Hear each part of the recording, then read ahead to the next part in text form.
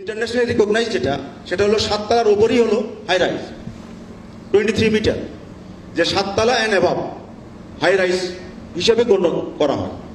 তাহলে এই high rise হলে কি হতে হবে? 3 ম্যান্ডেটরি জিনিস থাকতে হবে। একটা হলো আপনার ডিটেকশন, যেটা আমার পরিচালক বলেছেন অলরেডি, প্রোটেকশন এবং ইভাকুয়েশন। আমরা যদি এফআর টাওয়ারকে দেখি তাহলে এর তিনটার একটাও সেখানে ছিল না। ডিটেক্ট করতে পারে যতটুকু পেরেছে ম্যানুয়াল, যারা ওখানে ডিটেক্ট করেছে তারা সেখান থেকে সরে গিয়েছে, কিন্তু কেউ একজন সেখানে প্রোটেকশনের জন্য আগায় আসে না। একটা জিনিস মনে রাখবেন যে প্রত্যেকটা আগুন আমাদের প্রথমেই একটা মাত্র ফায়ার এক্সটিংগুইশারের আন্ডারে থাকে। এটা যদি এই কনসেপ্টটা যদি আমরা বোঝার চেষ্টা করি তাহলে কোনো জায়গায় আমাদের এই আগুনগুলো বড় আকার ধারণ করার কোনো সুযোগ নেই।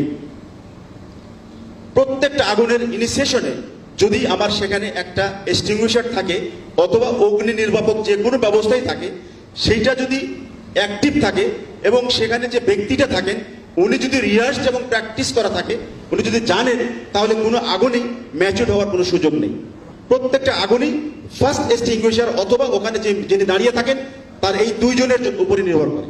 যদি উনি এটাকে জানেন কিভাবে ইউটিলাইজ করতে হয় এবং সেটা যদি অ্যাক্টিভ থাকে, যেটা কাজ করে, তাহলে এই আগুনকে স্প্রেড করার কোনো সুযোগ নেই, ফায়ার সার্ভিসেরও প্রয়োজন নেই।